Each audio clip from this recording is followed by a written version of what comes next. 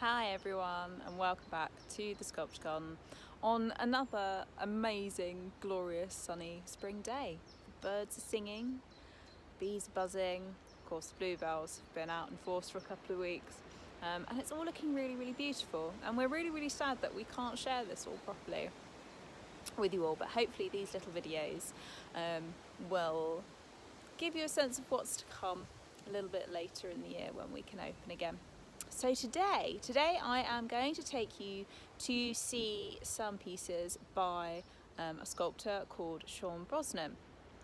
Now Shaun works predominantly in lead, but he also works in resins as well, does sort of cast resins, and his subject matter is figurative, and specifically the male body, which is a little bit different. Most artists, or certainly a lot of artists, tend to focus more on the female body, but Shaun is more interested in sort of the male physique, so sort of faces and hands and chests and torsos and that kind of thing. So I'm going to take you up over the hill to show you his work. Normally, obviously, I would be kind of walking backwards and telling you about his work, but it's a little bit of a steep path up there, and I'm sure some of you will have seen the outtake that I posted a couple of weeks ago where I fell backwards into a ditch. Quite frankly, if I fall backwards off this, I am likely to end up in stand and stream, and we don't need to see that. So off we go. So as you come up the woodland walk, the first piece of Shaun's work that you see is this fabulous iron resin face fragment hanging from one of our amazing majestic oak trees. Now the oak trees in this area are the oldest in the garden.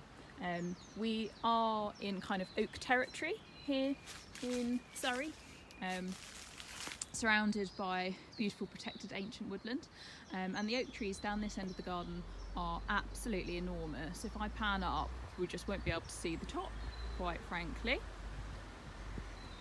This one is about 1 metre wide at least. So here we have Shaun's work hanging on the oak tree, and it's really important here to celebrate the garden and nature as much as it is celebrating sculpture. The two are working in harmony with each other, neither one outshining the other. And you may have heard me use this word before, but we try to kind of create a synergy here. So everything is kind of greater than the sum of its parts. It's a word that annoys me slightly, but I haven't found a better one, so it's the one that we use. So you can see by hanging this piece on this tree, what it actually does is draws your attention to the colour in the bark, the textures in the bark, all the sort of interesting little bits of lichen that are growing on the tree, and then likewise the colour of the tree and the bark and textures then kind of highlight the difference in the material that Shaun's work is made from. So looking at Shaun's work itself, you can see that he really tenderly captures the male physique, his masculine physique. He slightly exaggerates the forms, but it has this real sort of sense of sensuality, and kind of a beautiful calmness and sereneness about the piece. And if I go in a little bit closer, you can see the actual surface texture, and Shaun is very interested in sort of patination, and the way that materials age and develop over time. And this iron resin piece is no exception. So going off down the hill, bear with me as I pick my way down the steps. There is a particular reason that I wanted to wait till this week to do a little video about Shaun's work, and it's because the bluebells in this area are just absolutely stunning. They really are. It's the kind of most densely populated area of the garden for bluebells. I think you can see this wonderful purpley blue haze lifting off in the distance. So I'm going to pan round now to the second of Shaun's work, and this one is created in his sort of most favoured material. This one is created from reclaimed lead, not just any lead. This lead was salvaged from some cottages, Trafalgar cottages, that were built in 1806 for Nelson's sailors. So the little holes that are at the top of the sculpture are actually the original ones from where it was hammered onto the roof, which is just fantastic. And by using this old reclaimed material, the piece already has such a history before it's even been born as a sculpture. You know, you can't sort of fake this level of patination on the surface.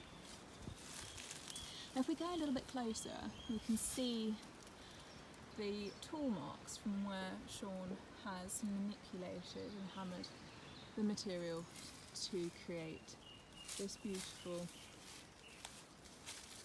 sensual face.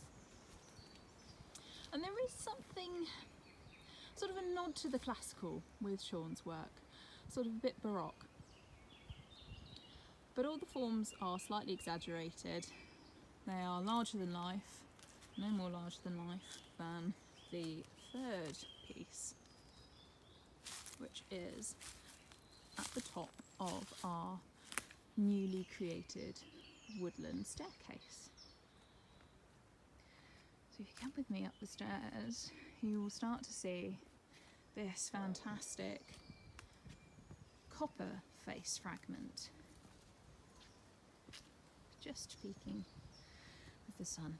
So this one is resin again, but it's finished with copper leaf, so it has this just glorious verdigris tone.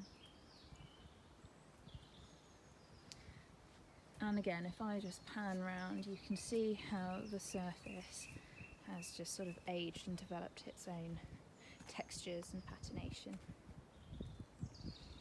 So those are Shaun Brosnan sculptures, and this is the bluebell area of the garden. Thank you very much for watching. I hope you're all staying safe and well, and we hope that we can welcome you to the sculpture garden later this spring or summer.